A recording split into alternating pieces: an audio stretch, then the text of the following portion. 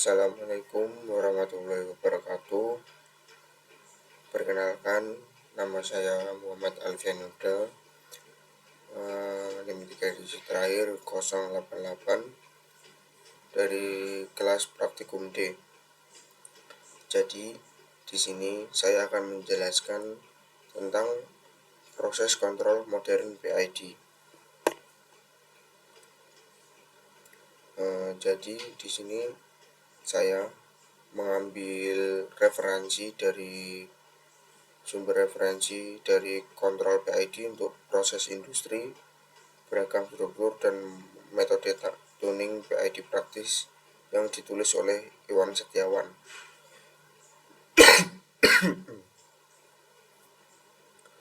Buku kontrol PID untuk proses industri karya Iwan Setiawan adalah panduan praktis dan komprehensif yang ditunjukkan bagi mahasiswa teknik serta praktisi industri untuk memahami implementasi kontrol PID di lapangan. Pembahasannya mencakup secara sistematif, mulai dari model proses dasar, beragam struktur dan metode tuning PID, hingga topik-topik modern seperti auto-tuning, skema kontrol lanjut, dan realisasi program PID digital.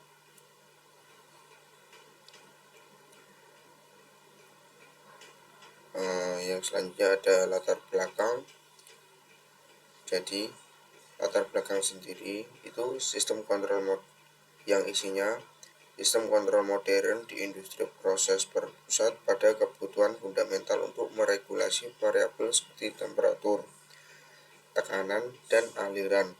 Untuk mengatasi tantangan ini, kontrol PID atau yang disebut dengan proporsional integral derivatif menjadi strategi yang paling dominan dan banyak diadopsi, digunakan oleh sekitar 97% industri proses berkat kesederhanaan struktur, kemudahan mengoperasikannya, dan kendalanya yang terbukti. Sejak kelahirannya pada era 1930-an, melalui implementasi mekanis dan analog, PID telah berevolusi menjadi bagian integral dari sistem kontrol modern digital seperti DCS, Distributed Control System, dan PLC, Programmable Logic Controller.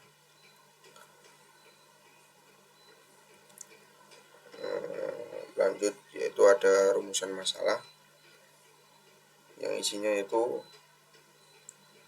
apa sih sistem kontrol. Jadi sistem kontrol adalah suatu sistem yang bertugas untuk meregulasi atau mengontrol berbagai variabel proses, seperti contohnya temperatur, terus tekanan atau level, agar nilainya sesuai dengan titik kerja yang diharapkan atau set point. Lalu apa itu feedback? Feedback atau umpan balik adalah prinsip pengontrolan closed loop atau loop tertutup, di mana nilai output proses yang disebut PV yang terukur oleh sensor dikirim kembali ke controller. Lalu ada apa itu penjelasan secara singkat apa itu PID controller. PID controller merupakan singkatan dari 3 komponen utama: proporsional, integral, dan derivatif. Tujuannya adalah menggabungkan kelebihan dari ketiga komponen tersebut untuk menghasilkan sinyal output kontrol antara set point dan proses variabel. Apa tujuan dari sistem kontrol? Yaitu tujuan utama sistem kontrol adalah untuk melakukan regulasi atau pengontrolan berbagai macam variabel proses seperti temperatur, tekanan, dan level, agar tetap berada pada titik kerja yang diharapkan atau set point. Hal ini penting karena perannya sangat besar dalam menentukan keberhasilan operasi proses industri, yang secara spesifik bertujuan untuk mencegah aspek keamanan atau safety dan mencegah penurunan kualitas produk.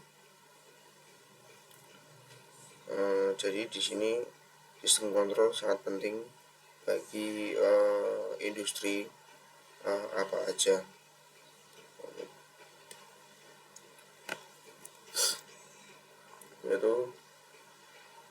Komponen utama sistem kontrol atau dalam sebuah sistem kontrol umpan balik atau feedback, terdapat beberapa komponen utama yang bekerja sama untuk meregulasi variabel proses agar sesuai dengan nilai yang diharapkan.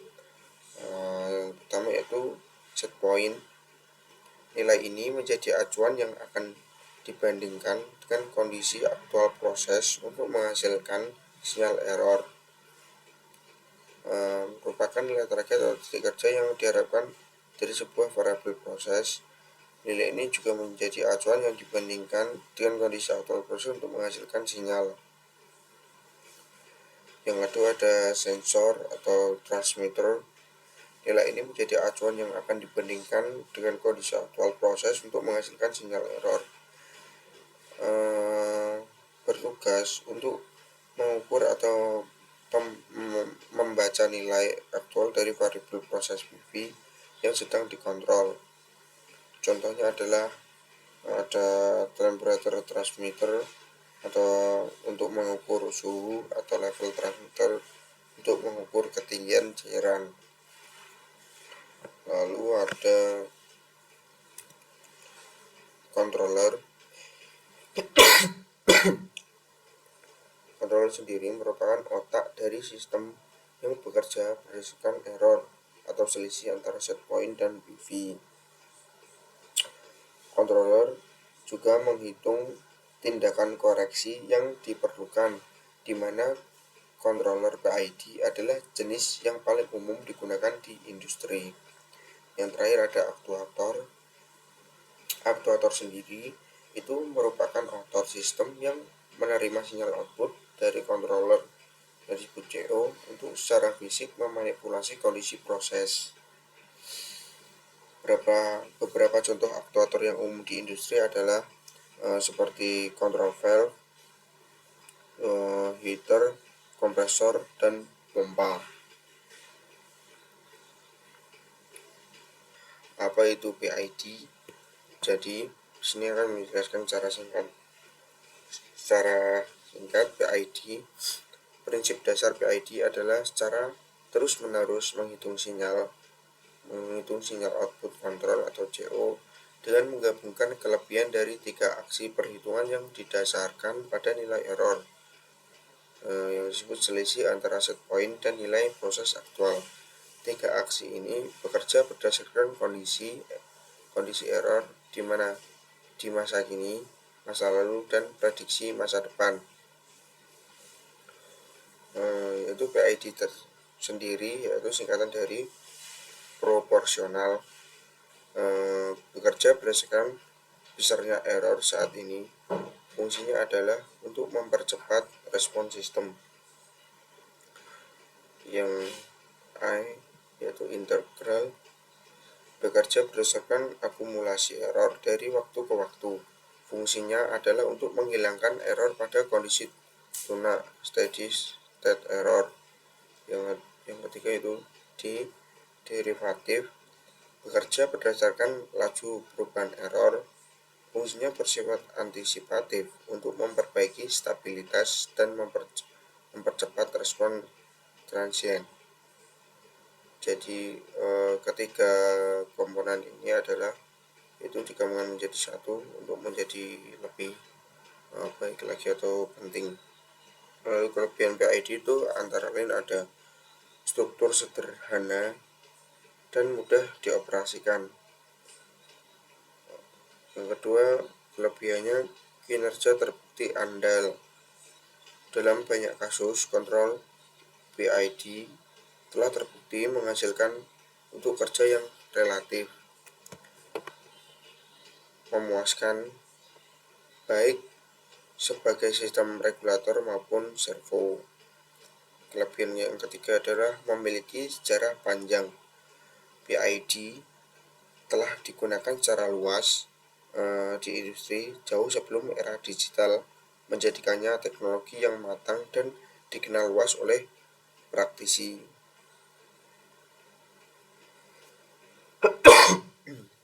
Dan pastinya kelebihan itu ada kekurangannya. Kekurangannya PID tersendiri yaitu tidak efektif untuk proses dengan delay dominan. Yang kedua, kekurangannya sensitif terhadap noise.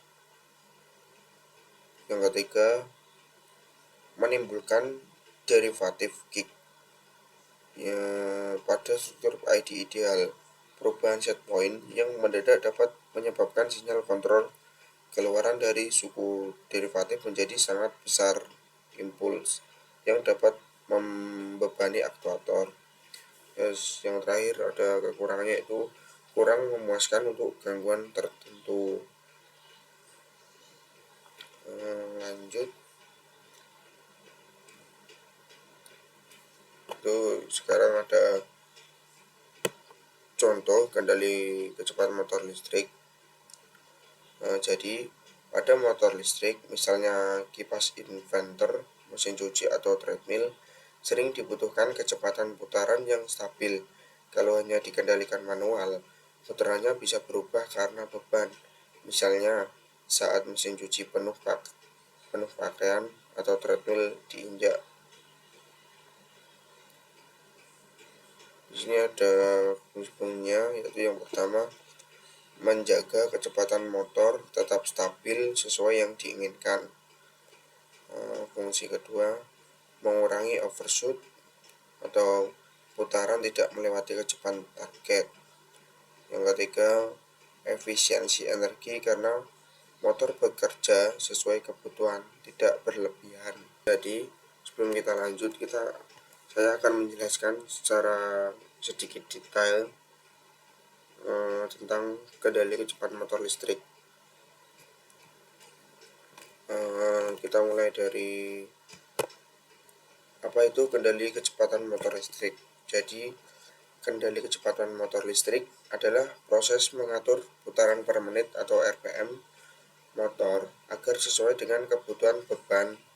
Tujuannya supaya motor dapat bekerja stabil meski beban berubah, efisien atau hemat energi, lalu presisi, kecepatan sesuai target, misal 1500 rpm tetap 1500 rpm. Yang kedua, mengapa perlu kendali kecepatan? Karena yang pertama, performa proses, misalnya konveyor harus berjalan 1 meter per second, tidak boleh naik turun. Efisiensi energi, motor tidak berputar lebih cepat dari yang diperlukan.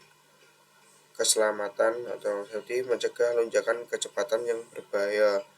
Lalu kualitas produk, pada mesin industri, kesalahan sedikit pada kecepatan bisa merusak hasil produksi tersebut.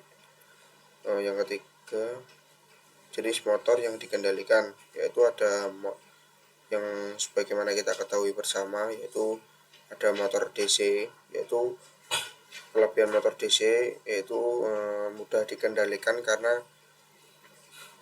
kecepatan atau tegangan. Yang kedua itu ada motor AC induksi, 1 fasa atau 3 fasa, lebih rumit, perlu pengaturan frekuensi dan tegangan.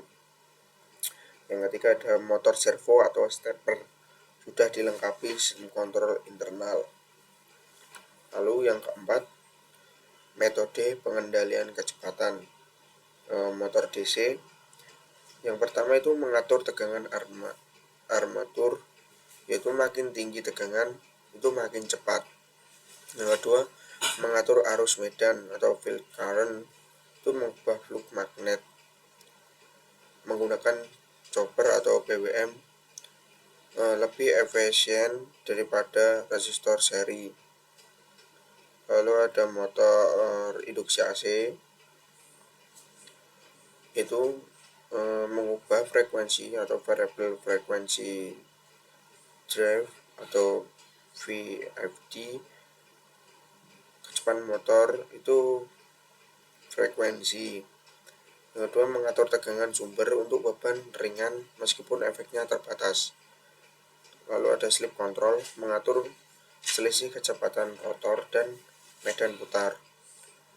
Yang ketiga itu motor servo atau stepper, itu kendali berbasis posisi dan kecepatan menggunakan driver khusus dengan sinyal pulsa. Lalu yang kelima itu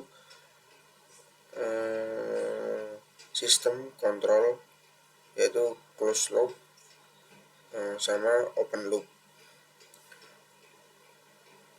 Open loop yaitu tanpa umpan balik. Karakteristik yaitu motor diberi tegangan atau frekuensi tertentu tanpa tahu hasilnya, itu biasanya murah tapi tidak akurat. Contohnya kipas angin yang ada di rumah sekalian. Closed loop yaitu dengan umpan balik. Karakteristiknya yaitu ada sensor kecepatan atau teknometer, lalu encoder, sinyal ke pengendali. Itu output motor diatur agar sesuai set point. Itu biasanya kalau closed loop itu akurat dan stabil. Contohnya itu seperti mesin CNC atau elevator. Lalu yang keenam, ada pembahasan tentang kendali kecepatan listrik, yaitu peran PID controller pada kendaraan motor. Peran PID controller pada kendali kecepatan motor. PID digunakan di sistem closed loop. Kita proporsional, yaitu contohnya respon cepat terhadap selisih kecepatan. Lalu integral itu menghilangkan kesalahan jangka panjang. Terus yang derivatif mengantisipasi perubahan mendadak, misal beban tiba-tiba bertambah. Jadi kombinasi PID membuat kecepatan motor tetap stabil meski ada sedikit gangguan. Lalu ada yang 7 contoh nyata kendali kecepatan motor listrik, yaitu yang pertama ada mesin cuci.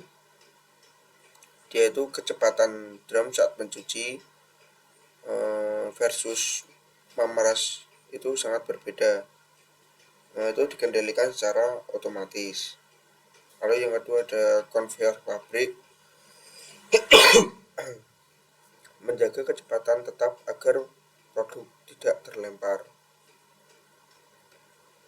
Pompa air, lalu pompa air industri. VFD menjaga debit air konstan walau tekanan berubah. Lalu yang selanjutnya ada lift atau elevator. Akselerasi dan deselerasi diatur supaya penumpang bisa nyaman lah pokoknya. Lalu yang ke-8, yang terakhir, komponen utama sistem kendali kecepatan motor, yaitu motor atau aktuator, sensor kecepatan, encoder atau teknometer. Lalu ada pengendali, itu seperti PLC, microcontroller, atau PID sendiri, modul PID. Lalu ada penggerak daya, itu driver atau inverter atau VFD. Yang kelima itu beban, itu bisa konveyor, drum, kipas, dan lain-lain. Oke, kita lanjut. Lalu di sini saya akan menjelaskan tentang kelebihan dan kekurangan. Kelebihan yang pertama yaitu struktur sederhana dan mudah dioperasikan. Itu popularitasnya didasari oleh struktur yang sederhana dan kemudahan dalam melakukan tuning parameternya. Pengoperasiannya tidak menuntut operator menguasai matematika yang rumit dan pengaruh Setiap parameternya mudah dipahami secara intuitif. Lalu kelebihan kinerja terbukti andalan. Sebagaimana kita ketahui, dalam banyak kasus kontrol PID telah terbukti menghasilkan unjuk kerja yang relatif memuaskan baik sebagai sistem regulator maupun servo.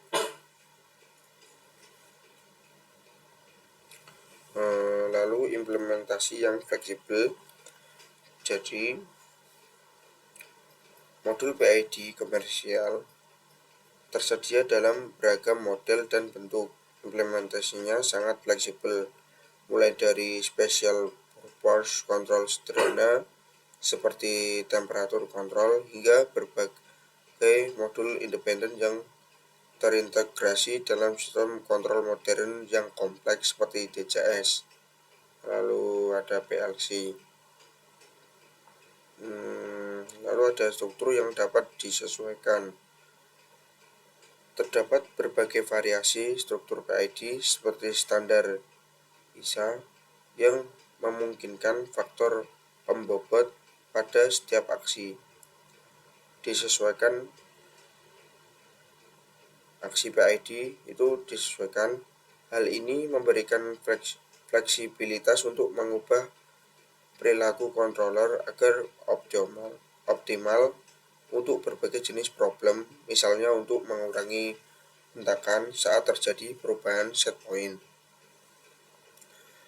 Lalu pasti di kelebihan pasti ada kekurangan sendiri dalam PID, yaitu tidak efektif untuk proses dengan delay dominan. Terdapat kontrol PID akan menghasilkan unjuk kerja yang tidak memuaskan pada proses yang memiliki keterlambatan waktu yang sangat dominan.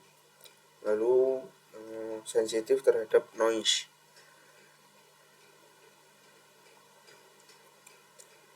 Sensitif terhadap noise tersendiri komponen derivatif memiliki kelemahan, yaitu memperkuat noise frekuensi tinggi yang muncul pada sinyal pengukuran atau PV yang dapat mengganggu kestabilan sistem. Lalu yang keempat, menimbulkan derivative kick. Pada dasarnya, struktur PID ideal perubahan set point yang mendadak dapat menyebabkan sinyal kontrol keluaran dari suku derivatif menjadi sangat besar atau impuls yang dapat membebani aktuator. Yang terakhir yaitu tidak optimal untuk proses non-linear.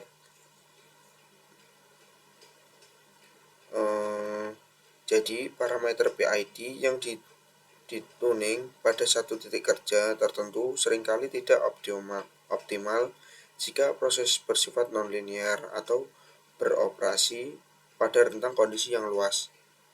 Hal ini memerlukan skema lanjutan seperti gain scheduling untuk menyesuaikan parameter secara otomatis agar kinerja tetap baik di berbagai kondisi. Yang terakhir, kesimpulan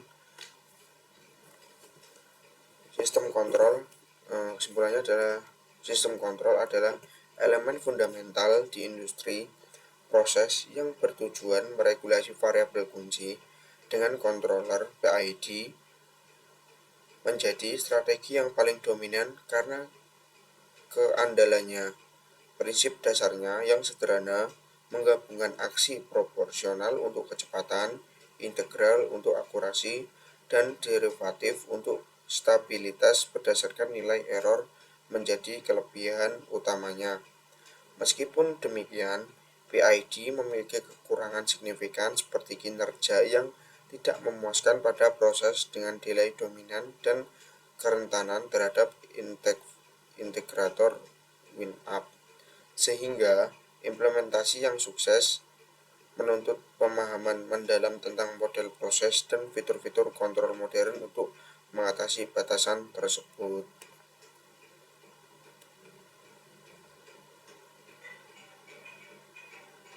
Eh, Terima kasih atas perhatiannya. Apabila banyak kurangnya, mohon maaf yang sebesar-besarnya. Wassalamualaikum warahmatullahi wabarakatuh.